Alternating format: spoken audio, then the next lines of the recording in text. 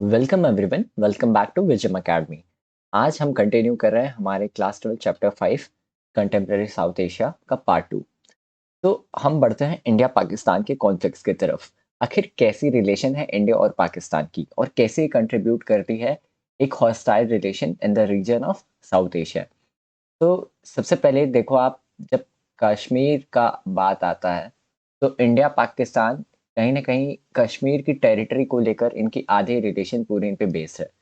तो जो कश्मीर वॉर्स होते हैं, ठीक है, 1947 48 से 65 ले तक, ये कहीं ना कहीं अनसक्सेसफुल रह जाते हैं कश्मीर के डिस्प्यूट्स को सेटल करने में। तो जो इंडिया पाकिस्तान का वॉर होता है 1947 से 48 पे, ये कहीं ना कहीं एक लाइन ऑफ कंट्रोल को एस्टैब्लिश कर देती है। जैसा कि यहाँ आप देखो, the 1947 to 48 war resulted in the division of province into Pakistan occupied Kashmir and the Indian province of Jammu and Kashmir divided by the line of control।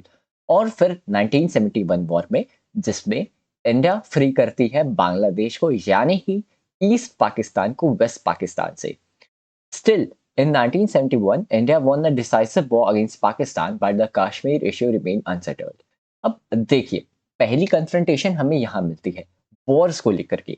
Second confrontation है कंट्रोल ऑफ सियाचिन। देखिए, सियाचिन या कोई भी एक glacier या कोई high altitude जहाँ पर आप एक ट्रूप्स से अपनी अपोजिट आर्मी या राइवल ट्रूप पर स्पाइकर्स को कंट्रोल कर सको सर्वेलेंस के एरिया में।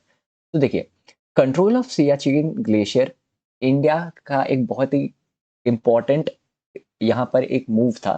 Control of Siachen glacier and second ना कहीं आर्म्स एक्विजिशन से मेरा मतलब है कि न्यूक्लियर पावर बनना। अब देखिए, 1998 में पोखरण टेस्ट जब होता है, ये सेकंड पोखरण टेस्ट की मैं बात कर रहा हूँ, ऑपरेशन शक्ति की। तो यहाँ पर इंडिया एक्वायर कर लेती है न्यूक्लियर पावर को, और फिर 1990s में चागाई हिल्स में पाकिस्तान अपनी न्यूक्लियर आर्सेनल की टेस्टिंग करती है। जैसे कि the arms race between the two countries both assumed a new character, both states acquiring nuclear weapons and missiles to deliver such arms against each other in 1990s। जैसे मैंने बताया, 1998 में पोखरण में इंडिया करती है एंड पाकिस्तान रिस्पॉन्ड करती है within few days by carrying out nuclear test in the Chagai hills. और फिर कहीं ना कहीं एक तरीके से इंडिया और पाकिस्तान के बीच में वही डेटरेंस वाली बात आती है, has built a military relationship in which the possibility of direct and full scale war has declined. कि अब दोनों के पास एक फुल फ्लेजेड वॉर की कैपेसिटी रखने वाले न्यूक्लियर आर्सेनल्स हैं, न्यूक्स हैं। ठीक है। अब देखो, कहीं ना कहीं इंडिया क्या कहता है, थर्ड स्टैंड है जो कश्मीरी मिलिटेंसी है, कश्मीरी मिलिटेंसी यानी कि एक जो पाकिस्तान का आप देखोगे कहीं न कहीं एक दूसरा फेस ऑफ कॉइन है, वो है एक टेररिज़्म के साथ हमेशा जुड़े रहना। तो कश्मीरी मिलिटेंसी, ठीक है? कश्मीरी मिलिटेंसी यानी कि कश्मीर वैलीज़ में कहीं न कहीं एक टेररिस्ट ग्रुप की मदद से पाकिस्तान हमेशा अटैक्स करवाता रहता है। और 1985 से 1995 के बीच में जो खालिस्तान वाली बात आती है, ठीक है?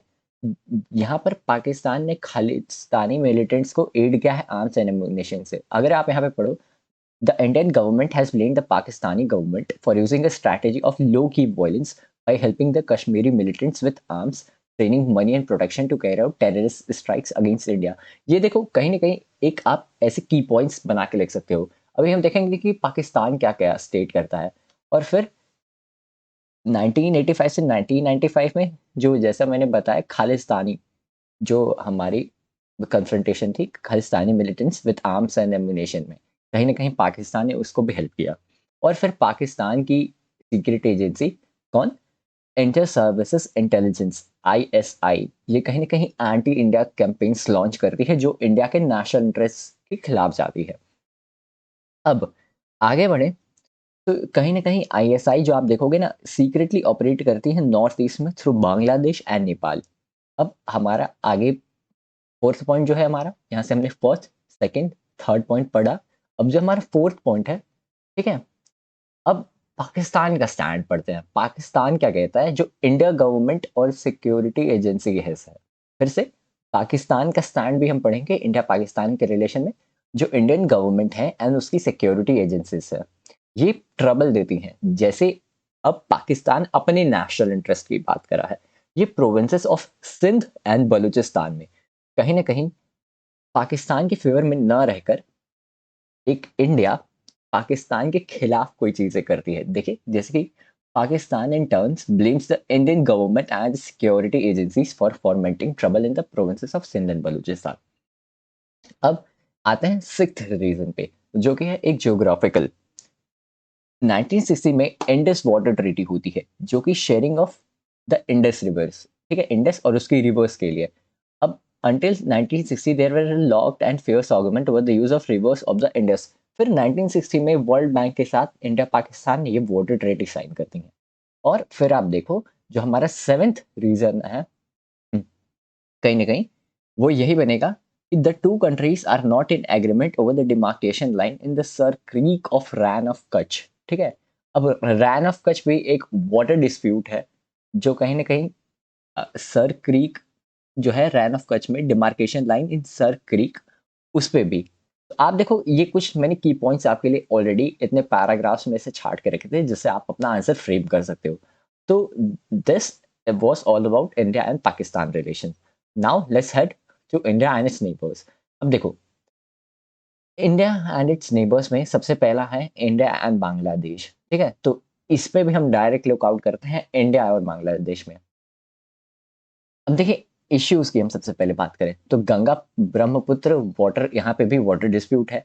और जानते हो, जैसे मैंने बताया था कि जब 1971 वॉर इंडिया ने तभी एनेक्स किया था, हेल्प किया था बांग्लादेश के लिए, जब एक मास रेफ्यूजी वाली चीज बात आई थी इंडिया के। तब इंडिया की जो टेरिटोरियल सोवरेनिटी है वो कहीं ना कहीं आ गई उस पर बात। और फिर immigration to India, anti Indian Islamic fundamentalist groups है।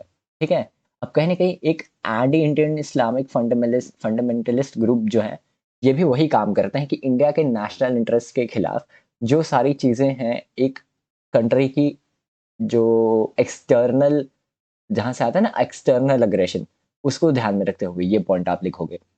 Bangladesh refusal to Indian troops to move through its territory to north eastern India. अब कहीं ना कहीं बांग्लादेश अलाउ नहीं करता है इंडियन ट्रूप्स को कि वो नॉर्थ ईस्टर्न इंडिया में अपने ट्रूप्स के साथ इजी एक वे पाथ लीड कर सके। एंड अगली चीज वही आती है जहां पर अब एक लिमिट कर दे रहा है बांग्लादेश। ठीक है, आप ये मत देखो कि इंडिया के फेवर में ये चीज नहीं आ रही, कहीं ना कहीं दोनों कंट्रीज, याद है जियो पॉलिटिक्स की बात हो रही है और पूरे रीजन की बात हो रही है साउथ एशिया में। तो बांग्लादेश यहाँ पर एक और चीज स्टैंड लेता है कि नेचुरल गैस टू इंडिया। ठीक है, यहाँ पे and decision not to export natural gas to India और allow Myanmar to do so through Bangladeshi territory. कहीं ना कहीं बांग्लादेश भी अपनी नेचुरल गैस एक्सपोर्ट नहीं देता है इंडिया को, और म्यांमार को भी नहीं पास करने देता है अपनी बांग्लादेशी टेरिटरी से। अब कहीं ना कहीं आप देखोगे ना कि Bangladeshi governments have felt that the Indian government behaves like a regional bully over the sharing of river waters. कहीं ना कहीं आप, जैसे इंडिया इज द बिगेस्ट, ठीक है, India is the biggest country in this contemporary south Asian region में।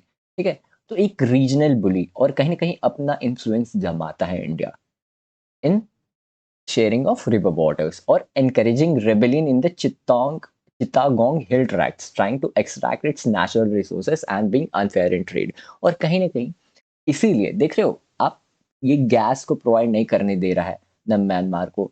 तो इसीलिए कहीं ना कहीं एक इंडिया जो है ना, बांग्लादेश के पर्सपेक्टिव से इंडिया अपनी नेचुरल गैस और सारे रिसोर्सेस को एक्सट्रैक्ट करता है और अनफेयर इन ट्रेड रहता है। और the two countries could not resolve their boundary dispute for a long while. और कुछ ये इश्यूज थे। अब बढ़ते हैं पॉजिटिव और कोऑपरेटिव पॉइंट्स की तरफ in the India and Bangladesh relation. अब देखो, economic relationships have improved considerably in the last 20 years. 20 years आते आते और एट प्रेजेंट और भी ज्यादा इकोनॉमिक रिलेशंस बढ़ते हैं। इंडिया लुक ईस्ट एक्ट 2014 से, ये न कहीं, ये एक्ट का काम क्या है, ये लिंक अप करता है साउथ ईस्ट एशिया को विया म्यांमार। देखो, India look east act Asia since 2014 policy that wants to link up with South East Asia via Myanmar को। ठीक है, अब डिजास्टर मैनेजमेंट, एनवायरमेंटल इश्यूज पे कहीं ना कहीं इंडिया और बांग्लादेश साथ में कोऑपरेट करते हैं। 2015 में एनक्लेव्स एक्सचेंज, एनक्लेव्स का मतलब होता है एक टेरिटोरियल पार्ट, एक टेरिटरी का आधा हिस्सा या कुछ जियोग्राफिकल बाउंड्रीज जो एक साथ हम एक्सचेंज किया है, किसने, इंडिया और बांग्लादेश ने। और कहीं ना कहीं इन्होंने आइडेंटिफाई किया है common threads of being sensitive to each other needs, और कहीं न कहीं अपने हर चीज़ को साथ में रखते हुए अपनी फॉरेन पॉलिसी को भी एक रीजनल एस्पिरेशंस शेयर करते हुए एक अदर की नीड्स कंप्लीट की है। अब देखो अब होता क्या है, अब बढ़ते हैं बांग्लादेश और इंडिया से अब नेपाल इंडिया की तरफ। अब देखिए नेपाल और इंडिया का जो रिलेशन है ना, वो एक फ्यू पैरेलल्स की तरह है, कहीं न कहीं बहुत कम देखने को मिलता है। देखिए, सबसे पहला, a treaty between the two countries allows the citizens of the two countries to travel and work in the country without visas. ठीक है? अब यहाँ पे वीज़ा एंड पासपोर्ट नहीं लगता है। अब पहले कुछ पास में ट्रेड इश्यूज़ थे लेकर के, ठीक है? अब देखिए क्या हो रहा है कि इंडिया, जैसे मैंने बताया, जियोपॉलिटिक्स का खेल है सारा। तो नेपाल और चाइना की जो रिलेशन है, ठीक है? वही चीज़ आती है कि नेशनल इंटरेस्ट पे आप बात देखो कि जब नेपाल और चाइना का जो रिलेशन है ना, कुछ ऐसे एंटी इंडियन एलिमेंट्स हैं जो इंडिया पसंद नहीं करता है। कौन से? ऐसे माओइस्ट मूवमेंट्स। माओइस्ट मूवमेंट्स को पसंद नहीं करता है। जैसे हमने स्टार्टिंग में पढ़ा था पार्ट 1 में, आप देखो और बताओ कि माओइस्ट क्या इन्फ्लुएंस करता है? चाइनीज़ इन्फ्लुएंस, एक आर्म्ड रिजरेक्शन इन नेपाल, ठीक है? कहीं न कहीं एक ये point current under current point बनता है, जो मेयर करता है relations of India and Nepal due to China's influence. अब नक्सलाइट मूवमेंट कहीं न कहीं आंध्र प्रदेश में और बिहार में। देखिए यहाँ पे आप सीरियल नंबर से भी देख सकते हो। Maoist movement in Nepal as a growing security threat. Naxalite groups in various Indian states from Bihar in the north to Andhra Pradesh in the south. अब देखिए क्या होता है, नेपाल अपना इंटरेस्ट देखता है, ठीक है? जैसे नेपाल क्या देखता है, जैसे कि हमने बांग्लादेश का पर्सपेक्टिव देखा कि इंडिया रीजनल बुली की तरह है, वैसे ही नेपाल क्या सोचता है, Indian government interferes in its internal affairs and designs on its rivers waters and hydro electricity and prevents Nepal, a landlocked country, from getting easier access to the sea through Indian territory. अब कहीं ना कहीं देखिए, Indian government जो है ना, नेपाल की internal affairs, ठीक है, उसमें अंदर आती है, उसमें अपना हाथ डालती है, and designs on its rivers waters, और सारी उसकी जो भी फैसिलिटीज है, एनर्जी की, resources, hydro electricity, river waters की, and prevents Nepal, land lock country, जो जियोग्राफिकल साइड से पूरे लैंड लॉक है, जहां पर लैंड मास एरिया ज्यादा है, from getting easier access to the sea through Indian territory. अब इंडिया की जो वाटर टेरिटरी है, यानी कि किसकी बात कर रहे हैं हम, जो कि बे ऑफ बंगाल, अरेबियन सी से और भी जितने बीच में पैसेज हैं इंडिया के, उसको अलाउ नहीं करता इंडिया नेपाल को, ठीक है?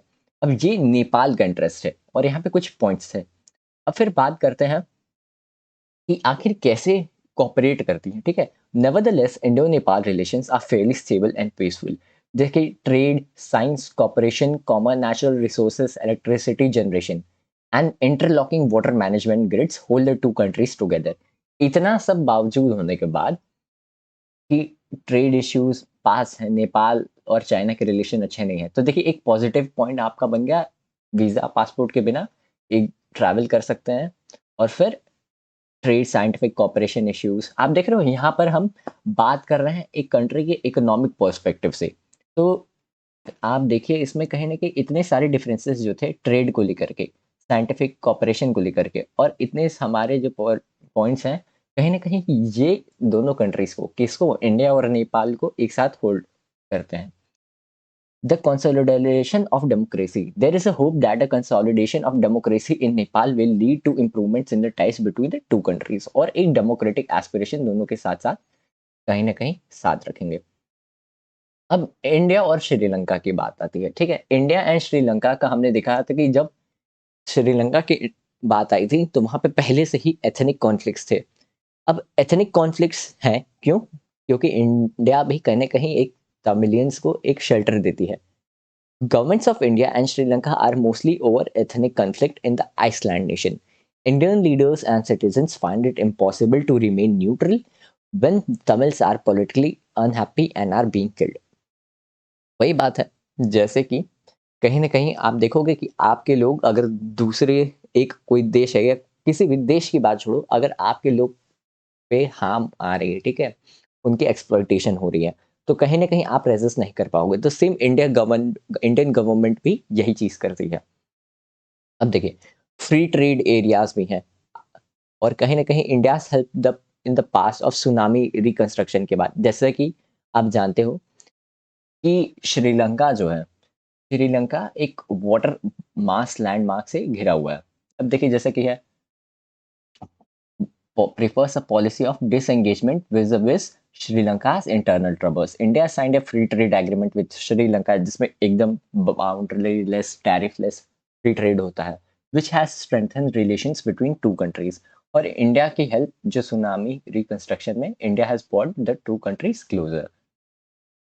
अब बात करते हैं इंडिया और भूटान की। तो देखिए इंडिया और भूटान ना पहले से कोई मेजर कॉन्फ्लिक्ट शेयर नहीं करते हैं और कहीं न कहीं भूटान के जो मोनार्क हैं, यानी कि भूटान में जो किंगशिप है या प्रिंसली रूल है, इन्होंने कहीं न हेल्प किया है कि मिलिटेंट्स जो हैं, नॉर्थ ईस्टर्न इंडिया के पार्ट में, इनको बाहर खदेड़ने के लिए, ठीक है? तो हाइड्रो इलेक्ट्रिक प्रोजेक्ट्स भी हैं, hydro electric projects by India in भूटान्स डेवलपमेंट। तो इंडिया एंड भूटान में बस इतना ही है। Now when it comes to Maldives, ठीक है, तो इंडिया और मालदीव्स के रिलेशन बहुत ही फ्रेंडली, वार्म एंड कॉर्डियल रहे हैं। अब नवंबर 1988 में जब कुछ Tamil mercenaries from Sri Lanka attack करते हैं मालदीव्स को, ठीक है, तब होता है क्या है, जैसे कि हमने देखा IPKF यानी कि Indian peace keeping forces and LTTE, ठीक है, उनके बीच में कहीं ना कहीं एक जो कन्फ्रंटेशन था। अब यही चीज़ आती है जब श्रीलंका के कुछ मर्सनरीज रहते हैं वो अटैक करते हैं मालदीव्स को। The Indian air force and the navy reacted quickly to the Maldives request to help the stop the invasion. अब कहीं ना कहीं इंडिया ने कंट्रीब्यूट किया है उस मालदीव्स, एक जानते हो आप छोटा सा द्वीप है, उसकी इकोनॉमिक डेवलपमेंट में, टूरिज्म में और फिशरीज में। इसीलिए मैंने यहाँ पर कुछ ऐसे की पॉइंट्स बना रखे हैं। Warm and cordial relations, November 1988 में Tamil mercenaries from Sri Lanka attack Maldives, Indian air force and navy help Maldives to stop invasion. Economic, tourism और फिशरीज में कहीं ना कहीं इंडिया ने इसको सपोर्ट किया है। अब आप देखो कि the India government on the other hand often feels exploited bye it's neighbours. अब कहीं ना कहीं अगर आप सिर्फ इंडियन पर्सपेक्टिव से पढ़ो तो इंडिया ने सारी कंट्रीज के लिए एक पॉजिटिव और फ्रेंडली अप्रोच रखी है, ठीक है, क्योंकि एज द बिगेस्ट एक आप नेशन हो इस रीजन में, साउथ एशियन रीजन में, तो आपकी ना कहीं इतना बड़ा होना ही पावर ही कहीं ना कहीं पूरे इन्फ्लुएंस कर देगा इस रीजन को। तो इसीलिए you may have notice that India has various problem with its small neighbours in the region. Given its size, power, they are bound to suspicious of India's intentions. जैसा कि हमने अभी पढ़ा कि बांग्लादेश कहीं ना कहीं सोचता है कि वो एक रीजनल बुली की तरह है, एंड प्लस अभी हमने पढ़ा कि नेपाल सोचता है कि हमें अपनी जो वाटरवेज है इंडिया उसको यूज़ नहीं करने देता है। तो इसलिए Indian government on the other hand feel करती है एक्सप्लॉइटेड अपने नेबर्स में। It does not like the political instability in these countries. और पॉलिटिकल इंस्टेबिलिटी इंडिया को पसंद नहीं है, feeling it can help outside powers to gain influence in that और द इन दिस रीजन। अब कहीं ना कहीं एक पॉलिटिकल इंस्टेबिलिटी रहेगी और एक हॉस्टाइल रिलेशन पहले से ही है साउथ एशिया का, तो कोई बाहरी स्ट्रांग पावर वो आकर कहीं ना कहीं अपना इन्फ्लुएंस ना जमा ले। इसीलिए जब हमने पढ़ा यहाँ पर नेपाल का रिलेशन, तो आप देखोगे कि चाइना का इंटरफेरेंस से इंडिया इसको एंटी इंडियन एलिमेंट की तरह कंसिडर करता है। The smaller countries fear that India wants to be regional dominant power, और कहीं ना कहीं वो फील करते हैं कि इंडिया अपनी हेजेमनी जमाना चाहती है। अब देखो, not all conflicts in South Asia are between India and its neighbors. Nepal and Bhutan, as well Bangladesh and Myanmar, have disagreements in the past over the migration of ethnic Nepalis into Bhutan and the Rohingyas into Myanmar. ठीक है, और भी इतने small small कन्फ्रंटेशंस हैं जो कहीं ना कहीं इस रीजन को और टर्बुलेंट बनाते हैं। अब बात करते हैं पीस एंड कॉपरेशन की, ठीक है, आखिर कैसे कैसे हम इस रीजन में पीस ला सकते हैं। तो यहाँ पर आपको एक चीज़ देखनी होगी कि कहीं न कहीं जब पीस एंड कोऑपरेशन की बात आ रही है, पूरे रीजन की बात आ रही है, तो what is the most prominent form of peace and cooperation here? It will be alliance building. तो और यही चीज़ होती है यहाँ पे the creation of SAARC, the South Asian Association for Regional Cooperation. अब सार्क क्या करता है? ये एक रीजनल इनिशिएटिव है साउथ एशियन स्टेट से, एक मल्टीलैटरल मीन से, ढेर सारी मल्टीलैटरल मीन से which a country or relations which are shared among by many other countries of a region. तो ये शेयर करते हैं multilateral means. It began in 1985। अब कहीं ना कहीं फिर से आप देखोगे, due to persistent political differences SAARC has not much success, लेकिन फिर भी सार्क के मेंबर्स जो हैं इन्होंने एक साफ्टा एग्रीमेंट जो है South Asian free trade agreement sign किया है, जो एक प्रॉमिस करती है formation of a free trade zone for the whole of South Asia. तो कहीं ना कहीं पूरे साउथ एशिया के लिए ये एक फ्री ट्रेड की बात करते हैं। अब देखो, एक नया चैप्टर आता है पीस एंड कॉपरेशन का, जो साउथ एशिया में इन्वॉल्व करेगा if all the countries in the region allow free trade across the borders. अगर सारी इस रीजन में जितनी भी कंट्रीज हैं वो अपने एक ग्लोबलाइज मीडियम से यानी कि साफ्टा से एग्री करेंगे, तो कहीं एक सीमलेस ट्रांजिशन होगा जिससे एक बेटर अंडरस्टैंडिंग होगी। यही स्पिरिट है behind the idea of SAFTA. देखो, this is the spirit behind the idea of SAFTA. The agreement was signed in 2004 and came into effect on 1 January 2006. SAFTA aims at lowering trade tariffs. ठीक है, लेकिन फिर से वही बात, but some of our neighbors fear that SAFTA is a way for India to invade their markets and to influence their societies and politics through commercial ventures and commercial presence in their countries. फिर से वही बात आ रही है कि as India being the biggest regional and the biggest powerful most influential country in this region of contemporary South Asia, वही बात फिर से नेबर्स फील कर सकते हैं कि उनके जो नेशनल सोवरेनिटी इंटीग्रिटी है एंड पीसफुल कोएग्जिस्टेंस है वो कहीं ना कहीं इंडिया इन्वेड करेगी। कैसे? अपनी कमर्शियल वेंचर्स के हिसाब से। और इंडिया सोचती है कि SAFTA and that a region that trades more freely will be able to cooperate better on political issues. ठीक है? जैसे मैंने बताया कि कहीं ना कहीं एक हारमोनियस एंड फ्रेंडली स्पिरिट की तरफ जाएंगे। साफ्टा के थ्रू पॉलिटिकल इश्यूज पे भी हम फ्रीली मूव कर सकते हैं अगर ट्रेड होगा। Some in India think that SAFTA is not worth the trouble since India already has bilateral agreements with Bhutan, Nepal and Sri Lanka.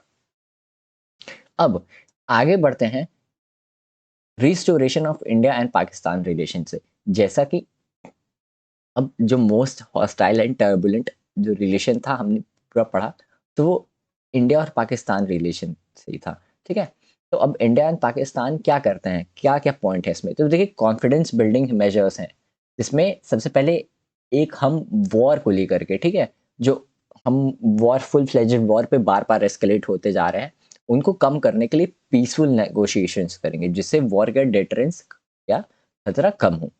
Second चीज, social activist and prominent personalities ये try करते हैं एक atmosphere और friendship का। अब देखो, जैसे कि हमने बताया पार्ट वन में इस लेक्चर के कि जब पाकिस्तान की आप हिस्ट्री पढ़ोगे तो उसमें कहीं ना कहीं मिलिट्री और फिर डेमोक्रेसी, ठीक है, तो मिलिट्री डेमोक्रेसी के जो अप्रोच है जैसा उसका लीडर रहेगा वैसे इन्फ्लुएंस रहेगी। ठीक है, तो अगर हमारे जो सोशल एक्टिविस्ट और प्रोमिनेंट पर्सनालिटीज है वो एटमॉस्फेयर ऑफ फ्रेंडशिप बनाएंगे तो ऑटोमेटिकली एक कॉपरेशन की बात होगी। अब लीडर्स के समिट होते हैं, ट्रेड रूट्स होते हैं, पंजाब में खुल गया है, बस रूट हो गए हैं, खुल गए हैं। देखिए, यही चीज आगे आप पॉइंट में पढ़ोगे। देखो, social activist and prominent personalities have collaborated to create a atmosphere of friendship हो गया। Leaders have met at summits to understand each other and better find better solutions. अब कहीं ना कहीं एंडेमिक कॉन्फ्लिक्ट और वायलेशन की बात आती है तो दोनों के साथ मैनेज हो रहे हैं कि कैसे कैसे हम फुल फ्लेजेड वॉर की तरफ ना जाएं। तो ये कुछ पॉइंट्स हैं। अब देखो आगे, जैसे मैंने बताया trade between the two parts of Punjab has increase in last 5 years। अब फिर देखिए, एक बात आती है एक एक्सटर्नल इन्फ्लुएंस की। वर्ल्ड पॉलिटिक्स के रेफरेंस से पढ़ना बहुत जरूरी है। क्यों? देखिए, चाइना और जो यूएस है, ठीक है, कहीं ना कहीं अपनी जो हेजेमनी है वो भी इन्फ्लुएंस करना चाहेंगे। और वर्ल्ड पॉलिटिक्स की जब बात आती है तो कहीं ना कहीं हम चाहेंगे कि पूरे वर्ल्ड में हमारा दबदबा हो, हमारा इन्फ्लुएंस हो। इसीलिए यहाँ पे लिखा है it is influenced by outside powers and events no matter how much we try और it may try to insulate itself from non regional powers. China और जो यूएस है एक की प्लेयर्स होते हैं साउथ एशिया में। सीनो इंडियन रिलेशंस यानी कि चाइना और इंडिया के रिलेशन बहुत अच्छे से सिग्निफिकेंटली इंप्रूव किए हैं 10 years में, लेकिन जो चाइना और पाकिस्तान की पार्टनरशिप है वो एक मेजर इरिटेंट है। कहीं ना कहीं वो एक हिंड्रेंस बन जाती है to manage and build a peaceful negotiation between India and Pakistan. ठीक है। अब देखो कहीं ना कहीं अमेरिका की इन्वॉल्वमेंट इन साउथ एशिया में बहुत ज़्यादा इंक्रीज हो गई है कोल्ड वॉर के बाद से। कैसे? The US had good relations with both India and Pakistan since the end of Cold War and increasingly works as a moderator in India and Pakistan relations. Economic reforms and liberal economic policies in both countries have greatly increased the depths of American participation in the region.